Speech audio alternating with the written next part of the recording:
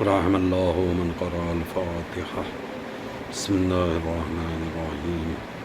الحمد لله رب العالمين الرحمن الرحيم مالك يوم الدين إياك نعبد وإياك نستعين اهدنا الصراط المستقيم صراط الذين أنعمت عليهم غير المغضوب عليهم ولا الضالين. اللهم صل على محمد وآله. لا حول ولا قوة إلا بالله العلي العظيم. أعوذ بالله من الشيطان اللعين الرجيم. بسم الله الرحمن الرحيم. الحمد لله الذي خلقنا في أمته الذي فاز رتبته إلى كعب قوسين وأكرمنا بولاية وسيعه الذي ردت له الشمس ومرتين وشرفنا بحب الزهراء أم السبتين التي فضلت على نساء العالمين وجعلنا من الباكين على مصاب الحسن والحسين وتسعة من ذرية الحسين الذين من بكى على مصابهم رجح حسناته أعمال الثقلين وهم أئمة المشرقين وهداة المغربين صلوات الله عليهم ما دام طلوع النجرين. والصلاة والسلام على النبي الأمي مكي المدني الغرشي الهاشمي الأبتهي النبي المسدد بشير المؤيد نذير الممجد المصطفى الأمجد المحمود الأحمدي أبي القاسم محمد وعلى أهل بيته الطيبين الطاهرين المعصومين المظلومين ولعنة الله على أعدائهم أجمعين من الآن إلى قيام يوم الدين. أما بعد فقد قال رسول الله صلى الله عليه وآله وسلم اللهم نور بکتابک بصری. عزیزان محترم و عزاداران مظلوم کربلا سید الشہداء حضرت ابا عبداللہ امام حسین علیہ السلام، پروردگار عالم والد امام حسین جناب فاطمہ زہرا سلام اللہ علیہا کے صدقے اور طفیل میں ہماری اس حسین اور بہترین کوشش کو اپنی بارگاہ میں درجہ قبولیت عطا کرے، اور جتنے بھی چاہنے والے سننے والے موجود ہیں پروردگار ان سب کو بھی صحت و سلامتی عطا کر، توفیقات و درجات میں بلندی عنایت کر، الہی رزق میں وسعت عطا کر، کاروبار میں ترقی عنایت کر۔ اے میرے معبود، خاص طور سے بانی مجلس ہمارے آصف جاں بھائی، الہی انہیں بھی صحت و سلامتی عطا فرما، توفیقات و درجات میں بلندی عنایت کر۔ پروردگار رضاداری کے صدقے میں رزق میں وسعت عطا کر، کاروبار میں ترقی عنایت کر، دلی مرادوں کو پورا فرما، انہیں ان کے گھر والوں کو آفات عرضی و سماوی سے محفوظ رکھ۔ اے میرے معبود، بحق محمد و آل محمد اس تمام عزاداری کو رضایت جناب زہرا کا سبب قرار دے، آنے والے دور میں اس سے بہتر عزائے حسین کی توفیق عطا کر دے۔ ایک صلوات اور پڑھ لیں محمد و آل محمد پر۔ اللہم صلی علی محمد و آل محمد۔ عزیزان محترم، ایک سلسلہ گفتگو بصیرت کے عنوان سے آپ حضرات کی خدمت میں عرض کرنے کی پہلی محرم سے کوشش ہے، اور حتی الامکان یہ کوشش کی ہے کہ وہ بصیرت کہ جس کے ذریعے سے حقیقت دنیا، حقیقت کائنات یا ماورائے طبیعت کیا ہے، اس کو جاننے، اس کو پہچاننے کے لیے جس چیز کی ضرورت ہے اسے بصیرت کہا جاتا ہے۔ اگر انسان کے پاس بصیرت نہ ہو، اگر انسان بصیرت سے آ رہی ہو، تو پھر ایسا انسان دنیا کے اندر اطاعت بھی کرے گا، عبادت بھی کرے گا، فرما برداری بھی کرے گا، مگر یہ فرما برداری، یہ اطاعت، یہ عبادت ظاہری طور کے اوپر ہوگی، حقیقت میں اس کے معنی انسان نہیں سمجھ پائے گا۔ جیسا کہ میں نے گزرے ہوئے بیانات کے اندر آپ حضرات کے اذہان عالیہ کو متوجہ کیا کہ اگر انسان یہ چاہے کہ بصیرت علم کے ذریعے سے اسے حاصل ہو جائے، تو بصیرت علم کے ذریعے سے جنم نہیں لیتی۔ اگر کوئی یہ سوچے کہ عبادتوں کے ذریعے سے اسے یہ چیز حاصل ہو جائے، تو عبادتوں کے ذریعے سے بھی بصیرت حاصل نہیں ہوتی۔ تو پھر وہ چیز کیا ہے کہ جس کے ذریعے سے بصیرت حاصل ہوتی ہے؟ ہمیں اسی کو جاننا ضروری ہے، اسی کا پہچاننا ضروری ہے، تاکہ ہمارے اندر بھی بصیرت آئے، تاکہ ہم کو بھی بصیر کہا جائے۔ تو یاد رکھیے گا کہ ہم اگر عبادتوں کے ذریعے سے جتنی چاہے کوشش کر لیں، مگر یہ بصیرت علم کے ذریعے یا عبادت کے ذریعے نہیں، بلکہ آپ اگر اپنے اندر کو بیدار کر دیں، اپنی روح کو بیدار کر لیں، اپنے ضمیر کو بیدار کر لیں، اپنے احساس کو بیدار کر لیں، اپنی آگاہی کو بیدار کر لیں، اپنے باطن کو بے انتہا پاک اور شفاف بنا لیں۔ مثلا آپ کلیئر طور کے اوپر یہ تہیہ کر لیں کہ میرے کو نہ کسی طریقے کی گندگی کرنا ہے، نہ کسی طریقے کی گندی زبان استعمال کرنا ہے، اپنے آپ کو خیالات سے بھی اگر مبرہ کرنے جا رہے ہیں، تو یقیناً اس کے ذریعے سے انسان کے اندر بیداری، اس کے ذریعے سے انسان کے اندر بصیرت پیدا ہوتی۔ کیوں؟ اگر انسان بصیر نہیں ہے تو یقیناً عبادت تو وہ کر رہا ہے، نماز ہو رہی ہے، جس طریقے سے قیام کرنا چاہیے قیام ہے، جس طریقے سے رکوع کرنا چاہیے رکوع ہے، جس طریقے سے سجدے کرنا چاہیے وہ سجدے موجود ہیں، مگر چونکہ بصیرت سے خالی ہیں، اس لیے ایک رسم ہے جو ادا کی جا رہی ہے۔ رسم نماز جو ہے وہ ادا ہو رہی، مگر حقیقت نماز انسان تک نہیں پہنچ رہی۔ اسی طریقے سے اگر ایک آدمی واقعاً جہاد کے مرحلوں میں آ گیا ہے، تو یقیناً جہاد تو وہ کر رہا ہے اور جہاد ہو بھی رہا ہے، مگر ایک منظر ہے جو ہمیں نظر آ رہا ہے، مگر حقیقت جہاد حاصل نہیں ہوا۔ تو ظاہری مظاہرے ہوں گے،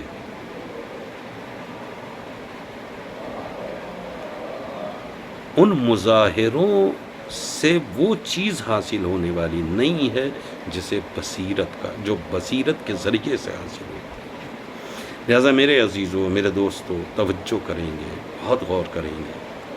میں نے گزرے ہوئے بیانات کے اندر آپ حضرات کی خدمت میں بہت ساری مثالیں بھی پیش کیں، اور اس طریقے کے چہرے بھی آپ کے سامنے بیان کیے کہ جن کے اندر بصیرت نہیں تھی، مگر وہ دین میں ایک شناسہ اور ایک شخصیت مانے جاتے تھے۔ شخصیت، دیکھیے کسی کا شخص ہونا آسان ہے، ہر آدمی اپنی جگہ کے اوپر شخص ہے، مگر شخصیت اکیلی نہیں ہوتی، شخصیت تنہا نہیں ہوتی، شخصیت کے پیچھے بہت سارے افراد موجود ہوتے ہیں جو اس کے کیا کہتے ہیں تابعدار ہیں، جو اس کے فرما بردار ہیں، یا میں جملہ بدل کے کہوں، جس طریقے کا امر شخصیت انجام دیتی ہے، پھر اس کے ماننے والے، اس کے چاہنے والے بھی اسی طریقے کا امر انجام دیتے ہیں۔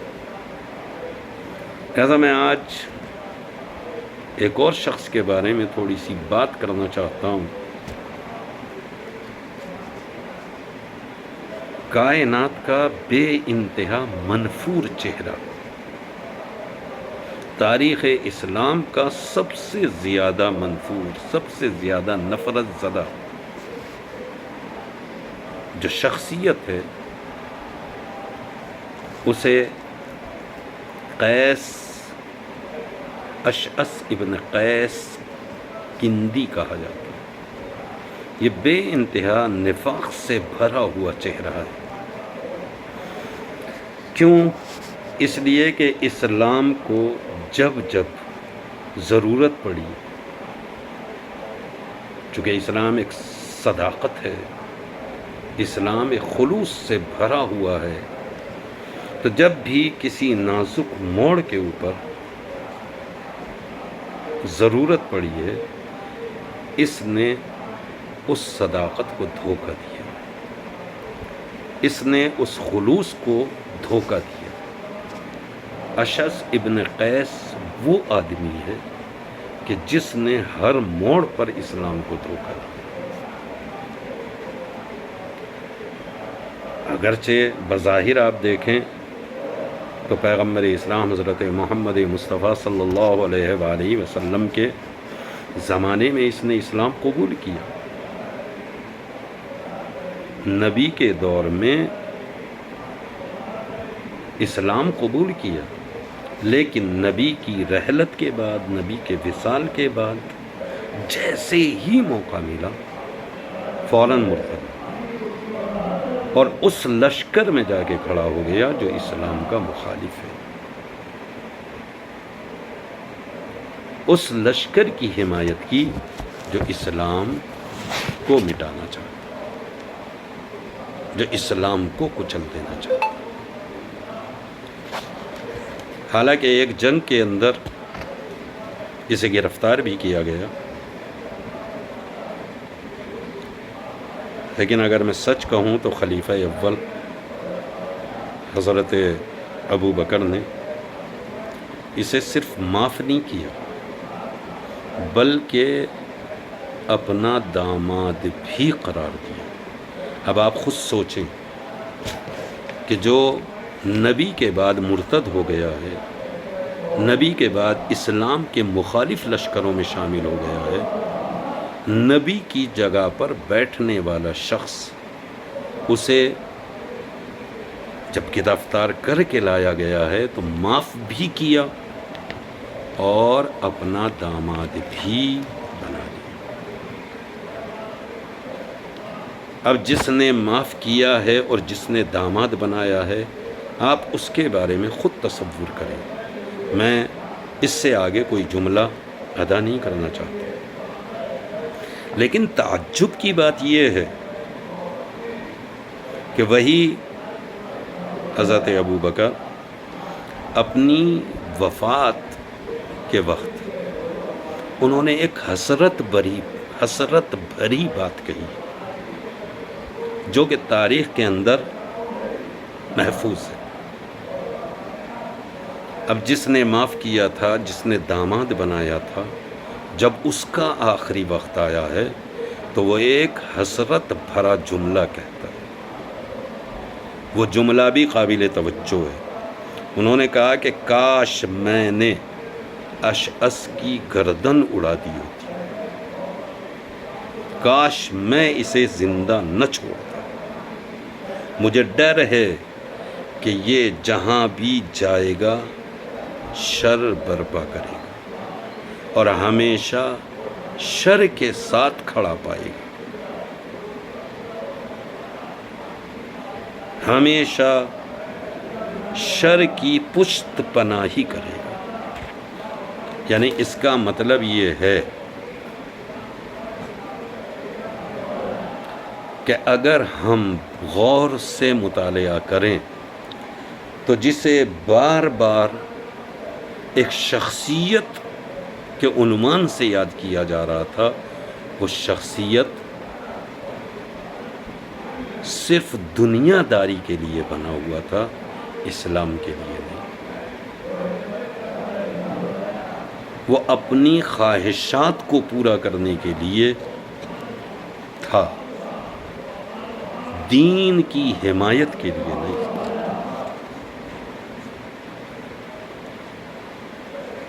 کتاب پڑھ لیجئے گا، مروج الذہب کے اندر یہ موجود ہے، لہذا توجہ کریں گے۔ ایک دور گزر گیا، پہلی خلافت، تیسری خلافت کے دور میں بھی اشعث کو آذربائیجان کا والی مقرر کیا گیا۔ میں ایک مرحلے تک لے جانا چاہتا ہوں، توجہ رکھیں۔ اشعث کو آذربائیجان کا والی، جہاں اس نے حکومتی اموال کو اپنی ذاتی ملکیت سمجھا، والی بنایا گیا ہے، سمجھ کے آ رہا ہے کہ یہ میری ذاتی ملکیت ہے، لہذا ذاتی ملکیت سمجھ کے اس نے جتنا لوٹنا تھا اس طریقے سے لوٹا۔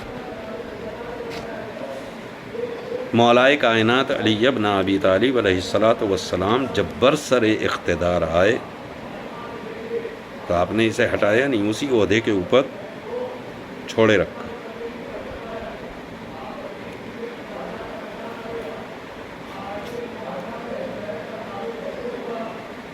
جب جنگ جمل واقع ہوئی تو جنگ جمل میں یہ شریک نہیں ہوا، مگر صفین کے معرکے میں مولا علی کی دعوت کے اوپر شامل بھی ہو گئے، چونکہ قبیلہ کندہ میں اس کے اثر اور رسوخ کے باعث،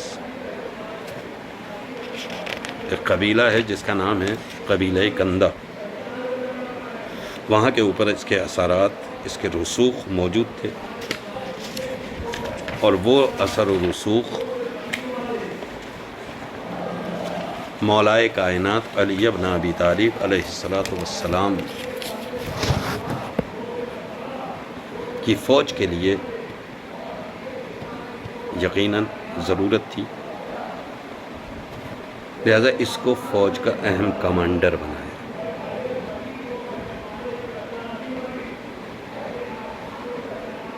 چونکہ اثر رکھتا ہے، لہذا اثر کی بنا کے اوپر پورے قبیلے کے لوگ اس کے ساتھ آئیں گے، لہذا اس کو کمانڈر دیا گیا۔ لیکن مولا علی کے جتنے بھی مخلص اصحاب تھے وہ اس کے نفاق سے بخوبی واقف تھے، لہذا کسی بھی طریقے سے اس کے اوپر مکمل اعتماد اصحاب مولائے کائنات نے نہیں کیا۔ لہذا اشعث ابن قیس مولا علی مولائے کائنات امیر المومنین علی ابن ابی طالب کے عہد کا بدترین منافق قرار دیا جائے، لہذا مولا علی کے دور کا بھی بدترین منافق اگر کوئی شخص تو وہ اشعث ابن قیس کندی۔ جنگ صفین کے دوران اس کا باطن پوری طرح سے بے نقاب ہوا، کیوں کہ جب مولائے کائنات اور ان کے جانثار دشمنوں کے خلاف نبرد آزما تھے، جنگ عروج کے اوپر تھی اور سارے اصحاب جوش و جذبے کے ساتھ جنگ کے میدان میں تھے، اشعث اپنے پورے قبیلے کے ساتھ، جو مولا علی کے لشکر کا ایک بہت بڑا حصہ تھا، ان سے الگ ہو گیا۔ قرآن کے نام پر دشمن کے فریب میں آ گئے اور مولائے کائنات کے اوپر اس نے پورے قبیلے کے ساتھ زور دیا کہ صلح کی جائے۔ اب ظاہر ہے کہ مولائے کائنات کے مقابل کھڑے ہو کے اس نے اپنے پورے قبیلے کے ساتھ زور دیا کہ صلح کرنی چاہیے۔ اب جو مولا علی کے اوپر زور دے رہا ہے، آپ خود سمجھ سکتے ہیں کہ وہ کیا ہے۔ لہٰذا اس طریقے سے معاویہ کی مکاری جو تھی وہ کامیاب ہو گئی۔ اشعث جیسے ناعاقبت اندیش اس کے مددگار ثابت ہو گئے۔ ظاہر ہے کہ یہ ایک طریقے سے معاویہ کی مدد تھی جو کہ اشعث کے ذریعے سے واقع ہوئی، اور مولا علی کے لشکر میں افتراق پیدا کر، لہذا پورا لشکر جو ہے وہ متفرق ہونے لگے۔ ابن ابی الحدید نے اس زخم کی گہرائی کو بیان کیا، اور وہ بیان کرتے ہوئے لکھتے ہیں کہ اگر اشعث خلافت کے معاملے پر امام علی سے مجادلہ نہ کرتا تو جنگ نہروان نہیں ہوتی، نہ خوارج جنم لیتے اور نہ جنگ نہروان واقع ہوتی، اور مولائے کائنات ضرور اپنی فوج کو شام کی طرف روانہ کر کے اس خطے کو فتح کر دیتے، مگر خطہ کیوں رکا؟ صرف اس بنا کے اوپر کہ اشعث کی کیا کہتے ہیں افتراقی صورت کے ذریعے سے لشکر متفرق ہوا، نہروان وجود میں آ گئی، اور خوارج نے بھی جنم لیا۔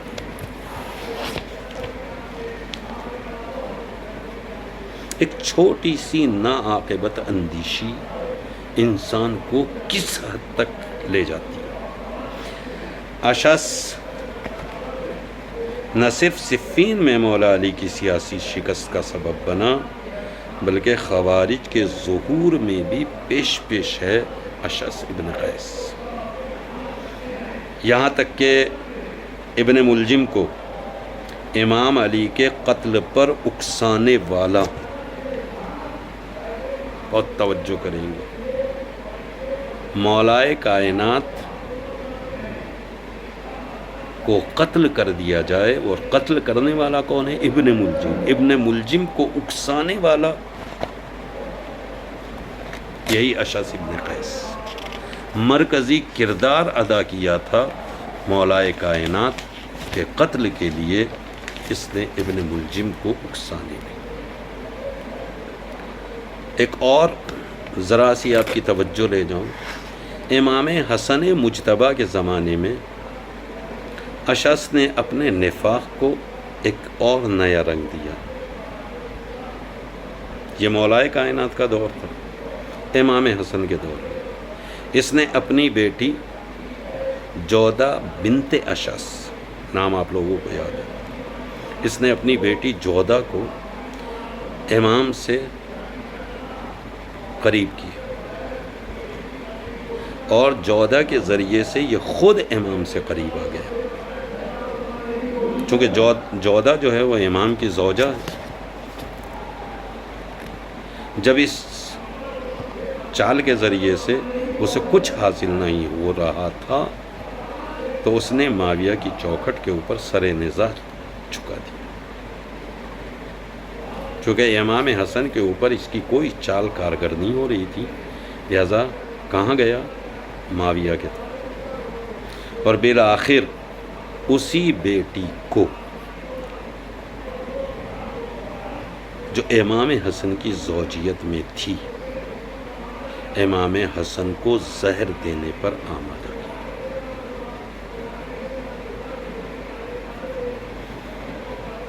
جملہ بدل کے کہہ دوں، دو اماموں کی شہادت کا مجرم ہے اشعث ابن قیس۔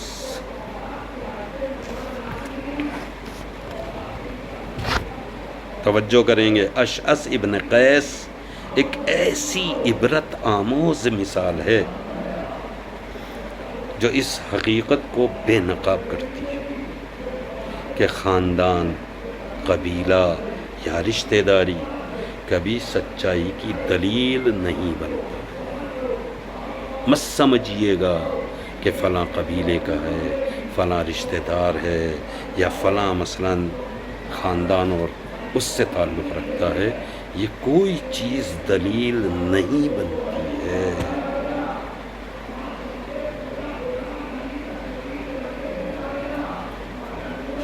توجہ ہے،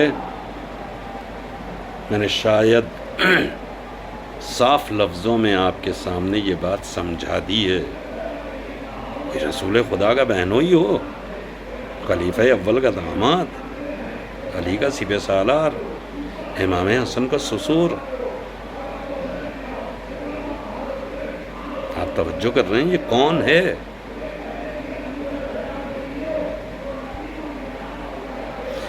مگر کردار کے آئینے میں دیکھا جائے تو نہ رشتہ داری نظر آئے گی، نہ پہلے خلیفہ کا داماد ہونا نظر آئے گا، نہ امام علی کا سپہ سالار ہونا نظر آئے گا، نہ امام حسن کا سسر ہونا نظر آئے گا۔ اگر نظر آئے گا تو صرف ایک نفاق نظر آئے گا، فریب اور سازش کے سوا کچھ نظر نہیں آئے گا۔ لہذا میرے عزیزوں، میرے دوستوں، میرے بھائیوں، توجہ کریں گے، اگر کوئی بھی رشتہ لے کے آ رہا ہے تو یہ رشتہ داری دلیل نہیں بنتی ہے کہ مسلمان ہے۔ بصیر ہونے کے لیے رشتہ داری نہیں، بصیر ہونے کے لیے قوم اور قبیلہ نہیں، بصیر ہونے کے لیے خاندان نہیں، بصیر ہونے کے لیے ضمیر کا جاگا ہوا ہونا ضروری۔ ایک صلوات پڑھ لیں محمد وآل محمد پر، اللہم صلی علی محمد وآل محمد۔ لہذا توجہ کریں گے میرے عزیزوں، غور کریں گے، فکر کریں گے۔ تاریخ کو پڑھنا ضروری ہے۔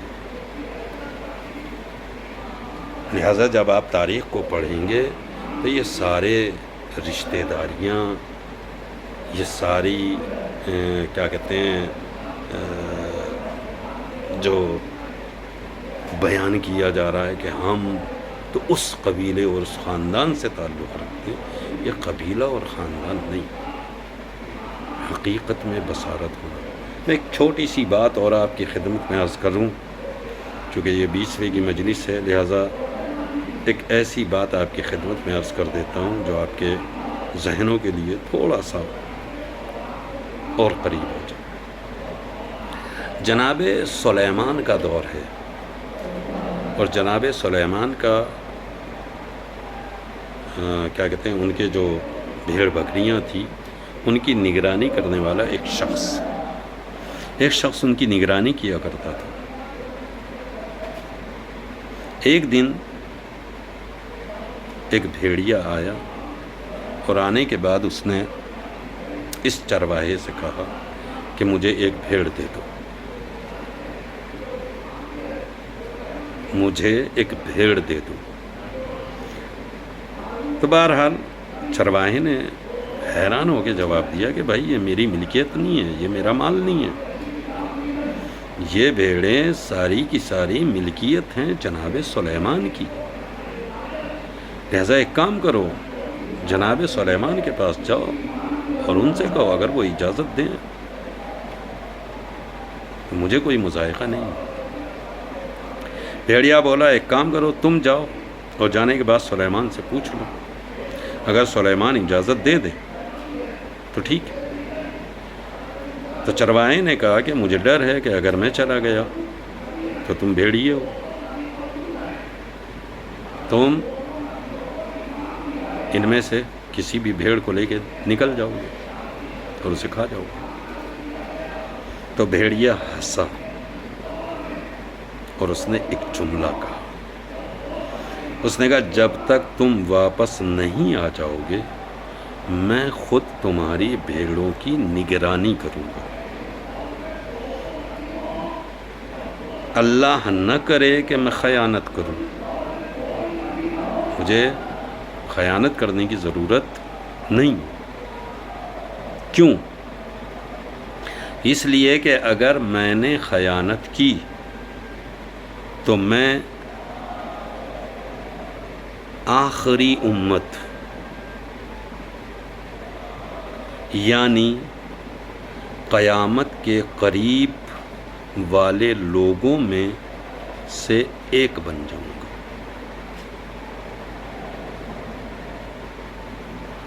اس کا مطلب ہے کہ یہ جو آخری زمانے کے افراد ہیں ان کی طرف اشارہ کیا اس بھیڑیے نے کہ میں وہ جو قرب قیامت والے لوگ ہیں ان میں سے ایک ہو جاؤں گا۔ یعنی اس نے خود کو ایک معنی میں بد دعا دی کہ میں ان میں سے نہیں بننا چاہتا۔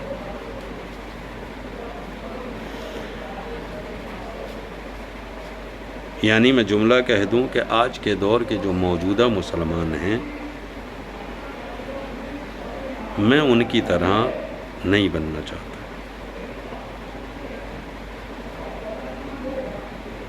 جو کہ میرے لیے افسوسناک ہے۔ یہ سن کر چرواہا روانہ ہو گیا اور راستے میں اس نے 2-3 نشانیاں دیکھی جو بڑی عجیب تھیں۔ جا رہا تھا جناب سلیمان کے پاس بھیڑیے کا مدعا لے کر، مگر جب چلا تو اس نے دیکھا راستے میں کہ ایک گائے ہے جو اپنی بچی کا دودھ پی رہی ہے۔ اس نے سوچا کہ یار یہ تو بڑی حیران ہونے والی بات ہے، بڑا عجیب مسئلہ ہے کہ ایک گائے خود اپنی بچی کا دودھ پی رہی ہے۔ میں نے تو اپنی زندگی میں ایسا منظر کبھی نہیں دیکھا۔ اس کا مطلب یہ ہے کہ یہ بڑا عجیب مسئلہ ہے۔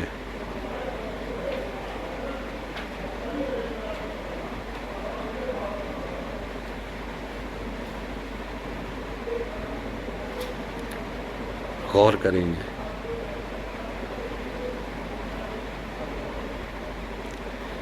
لہذا اس کا مطلب اس کی سمجھ میں نہیں آیا کہ ایک بچی کا دودھ گائے اپنی بچی کا دودھ گائے کیوں پی رہی ہے۔ اس کے بعد وہ پھر اور آگے بڑھا تو اس نے دیکھا کہ کچھ لوگ ہیں جو کپڑے تو پھٹے ہوئے پہنے ہوئے ہیں مگر ان کے ہاتھوں میں سونے کی تھیلیاں۔ یہ بھی بڑی عجیب بات تھی کہ جن کے پاس سونا ہے پھر بھی وہ فقیر نظر آ رہے۔ پھر اور آگے بڑھا، اس نے کچھ اور آگے بڑھ کے ایک بہتا ہوا چشمہ دیکھا۔ اسے بھی پیاس کی شدت تھی، مگر جیسے ہی اس چشمے کے قریب گیا تو اس میں سے بدبو آ رہی تھی۔ لہذا وہ فوراً پیچھے ہٹ گیا۔ کہنے لگا یہ بھی عجیب بات ہے کہ اتنا بہترین چشمہ ہے مگر اس کے اندر پانی جو ہے وہ بدبودار ہے۔ لہذا چلتے چلتے وہ جناب سلیمان کے پاس پہنچ گیا اور جناب سلیمان کے پاس جانے کے بعد اس نے بھیڑیے کا مدعا بیان کیا کہ ایسے ایسے وہ آپ کی ایک بھیڑ کو لینا چاہتا ہے۔ جناب سلیمان نے کہا کہ ٹھیک ہے جاؤ، میں اجازت دیتا ہوں کہ وہ ان میں سے ایک بھیڑ چنے اور چننے کے بعد اسے کھا لیں۔ چرواہے نے کہا کہ ٹھیک ہے حضور، میں جاتا ہوں اور جانے کے بعد آپ کا پیغام اس تک پہنچا دیتا ہوں، مگر میں نے راستے میں کچھ چیزیں دیکھی ہیں جنہیں دیکھنے کے بعد میں پریشان ہوں۔ میں نے سب سے پہلے دیکھا کہ ایک گائے ہے جو اپنی بچی کا دودھ پی رہی ہے۔ جناب سلیمان نے جواب دیا کہ یہ آخری زمانے کی مائیں ہیں، یہ نشانی، یہ علامت ان کے لیے ہے کہ آخری زمانے کی مائیں، توجہ ہے نا، آخری زمانے کی مائیں وہ اپنی بیٹیوں کے ذریعے سے فتنے پیدا کریں گی اور ان فتنوں کے ذریعے سے خود فائدہ اٹھائیں گی۔ اس نے کہا حضور دوسری علامت، دوسری نشانی جو میں نے دیکھی ہے، تو جناب سلیمان نے کہا کہ وہ لوگ ڈاکو ہیں، چور ہیں، وہ لوگ چور ہیں، جو مال حرام سے آتا ہے اس میں برکت نہیں ہوتی، لہذا آخری زمانے میں حرام کی کمائی عام ہو جائے گی اور قناعت ختم ہو جائے گی، برکتیں اٹھ جائیں گی۔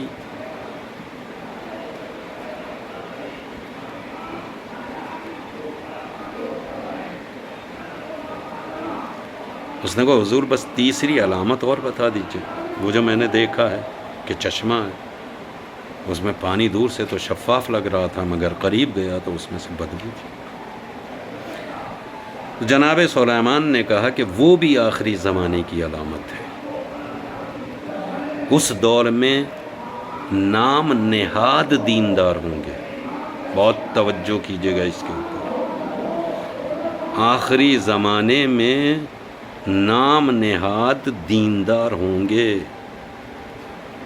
دور سے دیکھو گے تو لباس دین کا نظر آئے گا، مگر جب قریب جاؤ گے کہ ان سے کچھ سیکھیں تو پاؤ گے کہ وہ دنیا اور خواہشات میں ڈوبے ہوئے۔ بس عزیزو، لہذا یہ سن کر وہ چرواہا تڑپ گیا اور اس نے کہا کہ میں اس زمانے کے فتنے سے اللہ کی پناہ چاہتا ہوں۔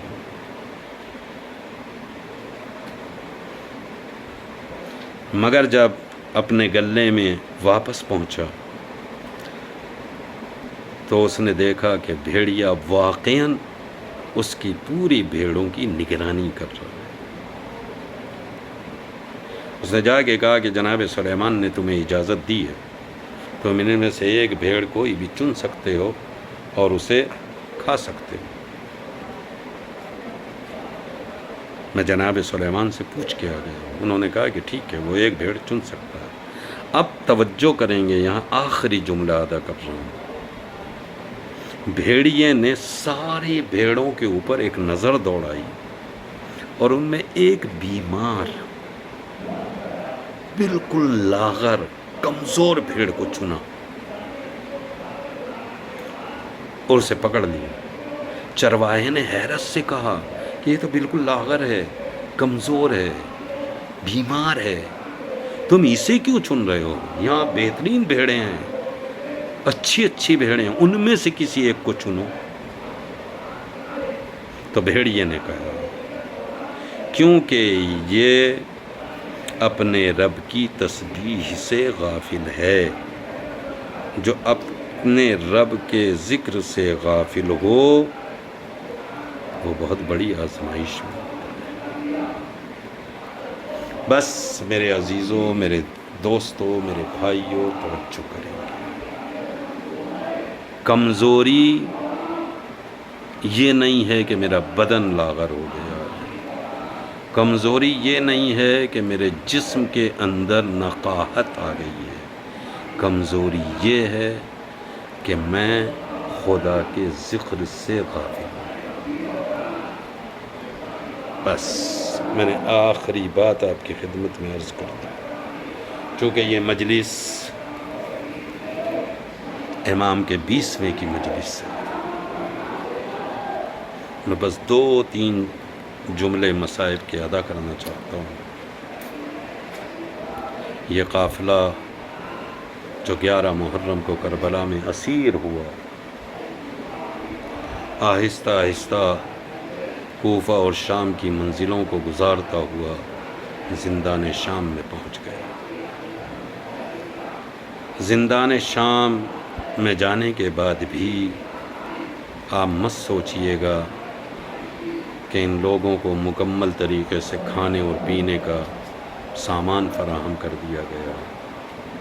زندان کی روایتیں ہیں کہ کھانے پینے کا سامان اتنا کم آتا تھا کہ نہ اس میں بچے سیر ہو پاتے تھے اور نہ صحیح طریقے سے بچے سیراب ہو پاتے تھے۔ تاریخ نے ایک واقعہ نقل کیا ہے کہ ایک دن ایک شخص زندان کے قریب سے گزرا اور اس نے اپنے گھر جانے کے بعد اپنی زوجہ سے کہا کہ تم ہمیشہ اپنے آقا کی سلامتی کی نظر دلواتی ہو اور محلے میں تقسیم کرتی ہو، اب جب یہ سلامتی کی نظر دلوانا تو اسے محلے میں تقسیم نہ کرنا۔ میں نے زندان شام کے قریب سے گزرتے ہوئے کچھ اسیروں کو دیکھا ہے جو واقعاً اس کے سب سے زیادہ حقدار ہیں۔ عزیزو، جمعرات آئی، زوجہ نے کھانا بنایا، کھانا بنانے کے بعد امام کی نظر دلوائی، صحت و سلامتی کی نظر دلوائی اور خان کو اٹھایا، زندان شام میں آئی۔ زندان شام میں آنے کے بعد وہ کہتی ہے کہ میں نے ایک دروازے کے قریب ایک شخص کو دیکھا۔ میں نے اس سے کہا کہ بھائی تمہارا قافلہ سالار کون ہے، مگر اس نے مجھے کوئی جواب نہ دیا۔ میں نے سوچا کہ شاید اس نے نہیں سنا ہے۔ میں نے اور زور سے کہا کہ بھائی تم بتاؤ، میں تم سے پوچھ رہی ہوں تمہارا سالار کون ہے، مگر اس نے پھر بھی کوئی جواب نہ دیا۔ تو میں سمجھی کہ شاید یہ سن نہیں پا رہا ہے۔ اب جو میں نے کانوں کے قریب منہ کر کے کہا بھائی میں تمہارے قافلہ سالار کے بارے میں جو پوچھ رہی ہوں، تو یکایک اس نے اپنی گردن کی طرف اشارہ کیا۔ اب جو میں نے اس کے گردن کی طرف نگاہیں ڈالی، دیکھا زخم اتنا کاری تھا، میں سمجھ گئی کہ یہ بول نہیں پا رہا ہے۔ اس نے اسی ہاتھ سے ایک خاتون کی طرف اشارہ کیا۔ میں اس بیوی کے قریب گئی، میں نے دیکھا کہ اس کی آغوش میں ایک ننھی سی بچی ہے۔ عزیزوں، میں نے اس کے قریب جانے کے بعد اس بچی پہ نگاہ ڈالی، مجھے اس بچی پر بڑا ترس آیا۔ بس ایک مرتبہ میں نے خان کو بیوی کے حوالے کیا اور کہا کہ کیا اس بچی کو میں اپنی آغوش میں لے سکتی ہوں؟ بس عزیزو، ایک مرتبہ کہتی ہے کہ میں نے اس بچی کو اٹھایا، کلیجے سے لگایا، مگر میں بھی ماں تھی، جیسے ہی کلیجے سے لگایا میں تڑپ گئی اور میں نے تڑپ کے کہا کہ بی بی یہ بچی تو بہت زیادہ بھوکی بھی ہے، بہت زیادہ پیاسی بھی ہے، میں یہ کھانے کا سامان لائی ہوں، اسے ذرا کھانا کھلاؤ، پانی پلاؤ تاکہ اس میں رونے کی طاقت آ جائے۔ عزیزو، ایک مرتبہ اس بیوی نے میری طرف دیکھا اور کہا یہ اپنا کھانا واپس لے جا، الصدقۃ علینا حرام، ہم صدقہ نہیں کھا سکتے ہیں۔ بیوی نے جیسے ہی یہ لفظ سنا فوراً تڑپ گئی، کہنے لگی اس کھانے کو صدقہ نہ کہنا، یہ تو میرے مولا کی سلامتی کی نظر ہے۔ پر جناب زینب نے سوال کیا تیرا مولا کون ہے جس کی سلامتی کی نظر دلواتی ہے؟ کہ میرا مولا مدینے کا رہنے والا ہے۔ بس عزیزو، ایک مرتبہ اس نے کہا اگر میرا ایک چھوٹا سا واقعہ سنو، میں بیان کرتی ہوں، میں بچپنے میں بیمار ہو گئی تھی، لا علاج ہو گئی تھی، کسی نے مشورہ دیا، میرا باپ مجھے مدینے لے کر گیا، رسول کی خدمت میں لے جا کے ڈال دیا اور کہا مولا یا رسول اللہ یہ لا علاج ہو گئی ہے، اس کے لیے دعا کر دیجئے۔ بس ایک مرتبہ رسول نے کچھ دیر انتظار کیا، یکایک دروازہ کھلا، ایک ننھا سا بچہ آیا۔ ایک مرتبہ رسول نے اسے آواز دے کے کہا حسین یہ بچی لا علاج بیمار ہو گئی ہے، اس کے لیے دعا کر دو۔ بچے نے ہاتھ اٹھائے، ابھی دعا بھی تمام نہ ہوئی تھی کہ میں بالکل صحت و سلامتی پا گئی۔ میرا باپ کا طریقہ رہا کہ جب تک زندہ رہا اس کی سلامتی کی نظر دلوایا کرتا تھا۔ جب میرا باپ دنیا سے جانے لگا تو اس نے مجھ سے کہا بیٹا اس کی سلامتی کی نظر کو بھول مت جانا ہے بی بی، میں اسی کی سلامتی کی نظر دلواتی ہوں۔ جناب زینب جملہ سنا تڑپ گئی۔ ایک مرتبہ آواز دی زوجہ عبداللہ نہ پہچانا، ارے میں حسین کی بہن زینب ہوں، یہ بچی جسے تو نے آغوش میں اٹھایا ہے یہ کوئی اور نہیں حسین کی چہیتی سکینہ ہے، اے زوجہ عبداللہ آج کے بعد میرے بھائی کی سلامتی کی نظر نہ دلوانا۔ میرا بھائی کربلا کے میدان میں 3 دن کا بھوکا پیاسا شہید کر دیا گیا، اے زوجہ عبداللہ ہمیں اسیر بنایا گیا ہے، کوفہ و شام کے بازار سے گزارا گیا ہے، یہ زندان ہے، یہ حسین کے گھر والے۔ سیعلم الذین ظلموا ای منقلب ینقلبون ولعنۃ اللہ علی اعدائہم اجمعین۔ انا للہ و انا الیہ راجعون۔ الہی بحق الزہراء و ابیہا و بعلہا و بنیہا، پروردگار ہماری سزاداری کو قبول فرما لے۔ اے میرے معبود سننے والوں کی مرادوں کو پورا فرما۔ پروردگار بحق محمد وآل محمد بانی نظر بانی مجلس ہمارے آصف جاں بھائی، الہی انہیں بھی مکمل صحت و سلامتی عطا فرما۔ پروردگار انہیں ان کے گھر والوں کو آفات ارضی و سماوی سے محفوظ رکھ۔ الہی دینی اور دنیاوی مشکلات کو حل فرما۔ پروردگار عزاداری کے صدقے میں انہیں ہر ایک بیماری سے نجات عطا فرما۔ پروردگار بحق محمد وآل محمد اس سے بہتر ہدیے کی توفیق عطا کر دے، اس عزاداری کو رضایت جناب زہرا کا سبب قرار دے، امام کے ظہور میں تعجیل فرما، ہمیں ان کے ناصرین میں شمار فرما۔ ماتم حسین۔